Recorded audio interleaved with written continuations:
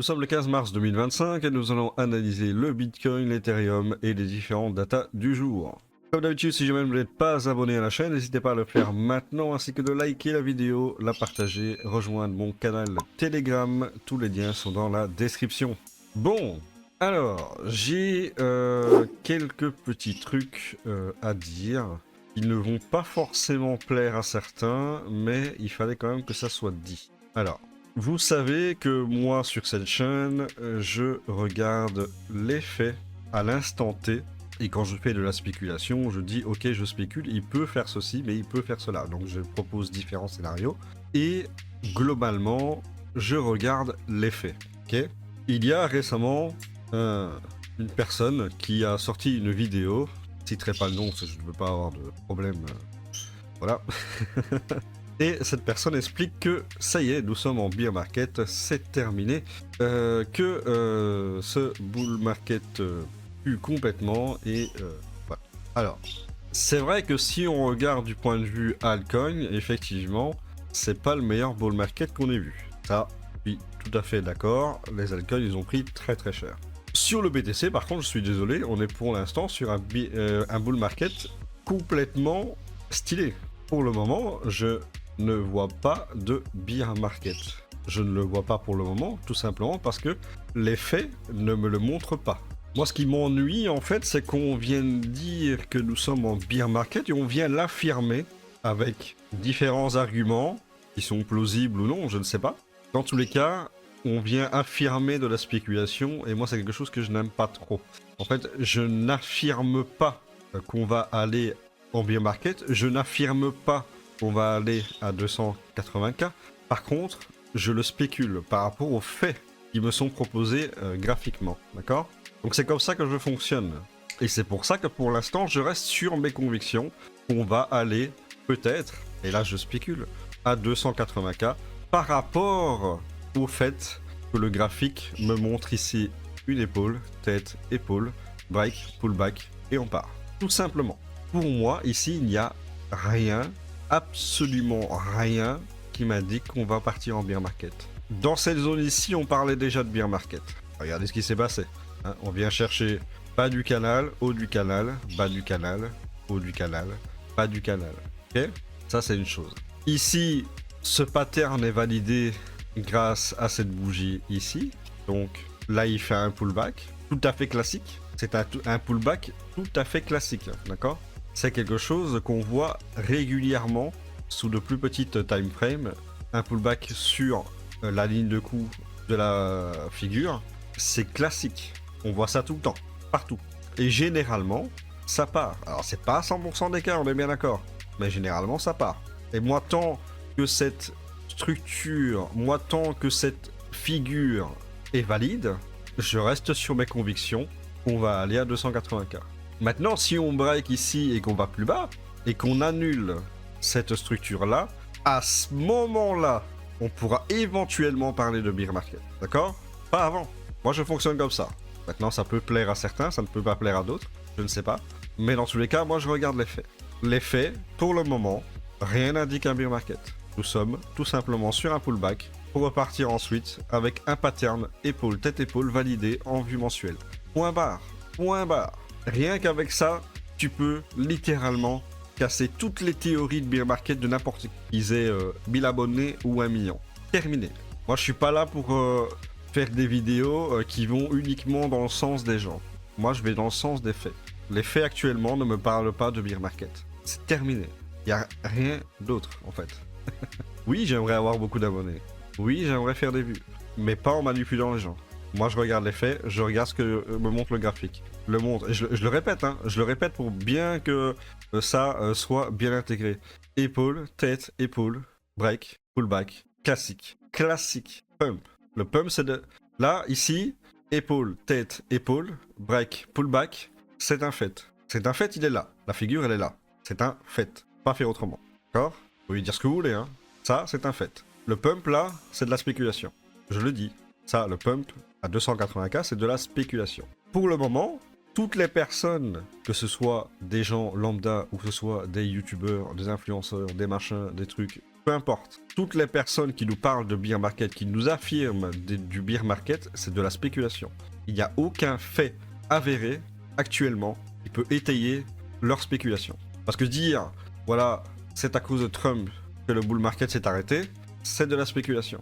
Ah oui, c'est de la spéculation. Pourquoi c'est de la spéculation? Parce qu'à aucun moment, on peut affirmer que le bull market actuel est terminé. Donc à partir du moment où tu ne peux pas affirmer avec des faits que le bull market est terminé, dire que Trump a tué le Bitcoin, c'est de la spéculation. Le jour où on va rentrer en bear market, donc si maintenant, là, ça break ici et on part à la baisse et que oui, c'est validé, ok, on part en bear market, d'accord? Là, à ce moment-là, l'argument Trump a tué le Bitcoin devient un fait. Mais pas avant. Vous comprenez la nuance? Moi, je suis pas une girouette. Je change pas d'avis à chaque fois que le marché fait quelque chose. Je vois en mensuel un pattern qui est validé. Hein. Il est validé, hein. Il est validé, parce que il est validé que cette bougie-là, il fait un pullback. Normal. Vous regardez ici, on est sur un canal ascendant. Il a même pas break le canal ascendant. Mais on parle de bear market, ça y est, c'est fini, c'est foutu. Vendez tout. Enfin, je sais pas, à un moment donné, faut être sérieux. Moi, ça m'énerve un petit peu parce que c'est les conséquences après. C'est facile en fait de faire des vidéos qui vont dans le sens des gens. Comme ça, ben voilà, ça fait du clic, ça fait des vues. Parce que finalement, quand on est dans le sens des gens, ça fait plaisir aux gens, tu vois. Les gens se disent, ah ben j'ai raison. Ah, parce que lui il le dit, donc j'ai raison. Vous voyez, donc ça, c'est de la complaisance. Et donc du coup, les gens sont contents. Et donc du coup, ils cliquent et regardent. Parce que voilà, moi je fonctionne pas comme ça. Je fonctionne pas comme ça, c'est d'ailleurs pour cette raison qu'à mon avis, je vais sûrement rester une petite chaîne. Je vais pas avoir des centaines de milliers d'abonnés, probablement pas. Mais c'est pas grave, c'est pas grave. Parce que moi, ce qui me saoule en fait, c'est les conséquences. Donc ça veut dire que les gens, ils vont regarder ça, ils vont dire ah, il faut absolument que je vende tout et tout, on est en bear market. Et si jamais, et là je spécule, je précise, si jamais on va chercher les 280K ici, et qu'est-ce qui va se passer? Les mecs ils seront dégoûtés et ils auront perdu leur temps. Moi, c'est plus ça qui m'énerve en fait, tout simplement. Bon, sur ce, j'ai dit ce que j'avais à dire, donc on va repartir en analyse un petit peu plus technique, ok? Bon, alors, le premier truc à voir par contre, c'est au niveau du gap CME. Donc on avait à combler ici, hein, on le voit ici, donc entre 84 190 et 85 890. Ici, il y a un gap CME à combler. Il l'a presque comblé ici, on le voit, donc il reste encore un tout petit bout ici. Ok, donc ce petit bout là, il va falloir qu'il le comble, donc on peut encore monter un petit peu. On peut aller chercher le haut du canal vers les 87K, tout à fait faisable, même aller chercher ici la résistance. Ok, bon, ça c'est une chose. Ensuite ici, ce qui me plaît, c'est qu'on a ici un order block, comme on peut le voir ici. Regardez ma ligne justement du pullback là, de l'épaule tête épaule en mensuel, versé, regardez ça. Ici, il est venu quasiment s'appuyer dessus. C'est vraiment très précis. Donc, ça, c'est cool. Ensuite, ici, on a eu une hausse. Il a rebaissé derrière, en fait, pour liquider les stop-loss qui sont placés ici. Donc, ça, c'est tout à fait normal. Ok. Ensuite, il nous a fait une belle bougie haussière ici.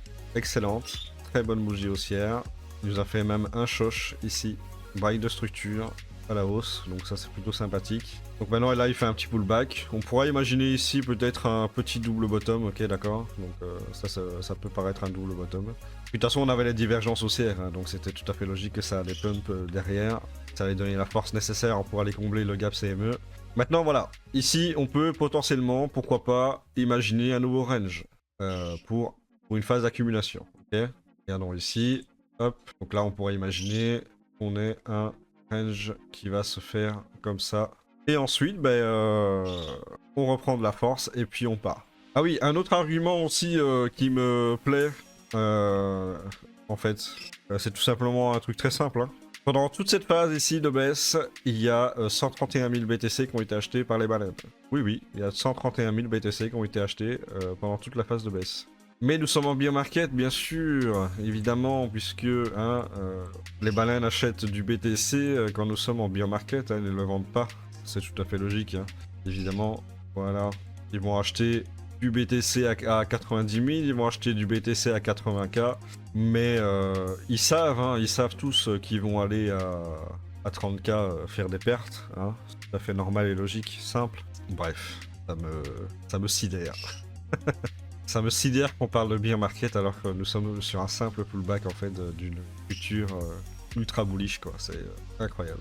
Où est le sensé, où est la lucidité, je ne sais pas. J'ai l'impression en fait que je suis le seul à voir un graphique et à savoir l'analyser, enfin je sais pas, je peux pas faire genre plus bon, mais enfin, à un moment donné, tu vois des patterns qui sont validés etc et tu parles de bear market quoi, je comprends pas. J'ai pas l'impression qu'on voit le même graphique en fait. Voilà. Honnêtement, il y a des choses qui m'échappent. Bref, soit, je vais pas continuer là-dessus parce que c'est. En fait, ça m'énerve. Comme je l'ai dit, ça m'énerve, c'est les conséquences en fait. C'est pas tellement le fait ce genre de gars le fassent, enfin, ils font ce qu'ils veulent, enfin, c'est leur vie. Je vais pas juger, enfin, ils font leur vie, ils font ce qu'ils veulent. Si on veut dire que c'est le bear market, bah, c'est le bear market pour eux, bah tant mieux, enfin, je sais pas, tu vois, chacun a son opinion. Moi, ce qui me dérange, c'est les conséquences, quoi. C'est des gens en fait qui vont écouter, c'est des gens qui vont tout vendre et après quand tout va pump, bah, ils vont devoir FOMO et au final ils vont prendre des risques et potentiellement perdre de l'argent si jamais ça se retourne. Voilà, c'est ça qui me gare en fait, c'est ça qui me gonfle. Moi je me mets à la place des gens, moi je suis venu en crypto avec plein d'espoir, avec plein de rêves et tout, et putain, ce genre de personnes qui... Moi, il y a un truc très simple qu'il faut comprendre, hein. C'est pas le nombre d'abonnés qui fait que t'as raison ou que t'as tort. Je le répète, c'est pas le nombre d'abonnés qui fait que t'as raison ou que t'as tort. Méditez là-dessus. Voilà, donc pour le BTC, pour l'instant, on attend le comblage du gap CME. Ok. Et après, on verra. N'oubliez pas qu'on n'est pas à l'abri non plus d'aller chercher les 72K. Ça, on n'est pas à l'abri non plus, ok, d'accord. Après, c'est un niveau que tout le monde attend. Tout le monde attend ça ici. Donc, je ne suis pas surpris qu'ici, on ait le bottom et qu'on repart. Okay, on fasse l'accumulation ici. Et après, boum, on part. Chercher des plus hauts. D'accord, donc, faites attention. Donc là, je spécule évidemment, hein, ok. Donc j'ai pas besoin de préciser tout le temps, mais là c'est que de la spéculation. Il n'y a aucun fait qui me permet d'imaginer que là c'est le bottom, ok. Je spécule sur le fait que tout le monde attend ce niveau-là et que bah, pour aller à contre-pied de tout le monde, pour que les gens puissent FOMO par après, bah du coup ici on aurait peut-être un bottom, ok. Il y a tout à fait possibilité aussi qu'ils viennent chercher là, mais qu'ils viennent chercher beaucoup plus bas en faisant peur. Et ensuite boum, il repart, ok. Ici cependant on a quand même ici un canal descendant, donc le temps qu'il aille ici sur les 72 000 voire plus bas, c'est plutôt fin du mois, okay. Donc voilà, ici là en vue semaine on aura quand même bien baissé, hein. Et au niveau du RSI on est à 47 et au niveau du wave trend on est même encore en dessous de la médiane, donc on a vraiment du jus à la hausse si nécessaire. Voilà pour le BTC, j'ai rien d'autre à dire de plus pour le moment. Pour la BTC dominance, je vous l'avais dit dans une de mes vidéos, je vous dis attention, on est en surachat, ça risque de baisser, et du coup, bah, qu'est-ce qui s'est passé? Bah, là, le Bitcoin dominance a plutôt bien baissé, il est parti à 61,53, je vous ai dit que probablement il ira chercher les 61,38 ici, donc voilà, c'était tout à fait logique. Encore une fois, là c'était un fait, hein, on était en surachat, donc ça c'est un fait. Surachat ici, c'est un fait, ok, sur le wave trend, surachat, c'est un fait. Le plafond ici sur Ichimoku ici à tort, c'est un fait. Spéculation, on descend à 61,38. Voilà. Je vous montre bien comment je fonctionne, hein. Là, je vous explique vraiment comment je fonctionne. Et vous remarquerez que en utilisant les faits et en spéculant par rapport aux faits, généralement, dans la plupart des cas, je vise juste. C'est d'ailleurs pour cette raison que les anciens qui me regardent depuis quasiment le début sont encore là. Pourquoi? Parce que bah, ils ont quand même remarqué que j'allais quand même dans le bon sens la plupart du temps. Il y a des fois où je me trompe, ça arrive, hein, on peut pas toujours avoir raison, mais en utilisant cette méthodologie, on regarde les faits, on spécule suivant les faits. Généralement, ça marche. Et spéculer en n'utilisant aucun fait, généralement, ça ne marche pas. C'est QFD. Donc pour l'instant ici, on devrait continuer à avoir un retracement. Je pense qu'il va aller rechercher le support ici, probablement. Attention cependant, il pourrait potentiellement faire un double bottom ici, retester ces zones là, ok. Maintenant, les altcoins ont quand même besoin de pumper un petit peu, dû à des surventes extrêmes quand même, donc je les verrais bien continuer à faire un pattern baissier ici, ok. Donc voilà, pour la BTC dominance. Alors ETH, Ethereum c'est pas folichon, hein, c'est pas folichon du tout. Pourquoi? Parce que là il est en dessous de support qui est devenu une résistance, et une sacrée résistance du coup. Et au final, il va même pas faire un pullback pour aller chercher, pas pour le moment. Donc c'est vraiment très compliqué pour l'Ethereum. En plus, on voit un order block de vente ici. C'est compliqué pour Ethereum, honnêtement. Je sais pas ce qui se passe dessus, mais franchement, pour le moment, c'est très compliqué. Je pensais honnêtement que ce genre de prix-là, on ne les reverrait pas, mais là, je commence à douter. Je commence à douter, et pourquoi je doute? Tout simplement par rapport aux faits. Et que m'indiquent les faits? Les faits m'indiquent tout simplement que ici, nous n'avons pas de hausse, nous avons une latéralisation, ok, et un order bloc de vente qui est apparu, ok, donc ça m'indique, ça c'est un fait, ça pue du cul, ok, ça c'est un fait, ça pue du cul, voilà, et c'est pour ça que je dis que je commence à douter sur le fait que ici on ait un véritable bottom sur Ethereum, ok, donc voilà, pour l'instant on espère que ça va tenir et que ça va au moins aller chercher les deux cas, enfin que ça reteste en fait la résistance, hein, ok. Après c'est une résistance qui va être très dure à passer, hein, on va pas se mentir, c'est un support extrême, là ça devient une résistance extrême, ça va être difficile, en plus on n'a même pas ici de divergence haussière, mis à part sur le RSI, où là on a une divergence haussière, mais sinon, même avec une divergence haussière, le truc de bordel il n'arrive pas à monter quoi. Donc c'est très compliqué. Voilà, donc il n'y a pas grand chose à dire pour le moment, hein. Pour l'instant ça fait que latéraliser, donc il faut simplement attendre comment ça va se passer, et puis on espère que ça va s'inverser dans le bon sens. Ensuite, concernant le Total 3, ben, du coup, qu'est-ce qui s'est passé? Nous avons vu ici des divergences haussières, hein, on l'avait vu dans les vidéos précédentes, divergences haussières partout.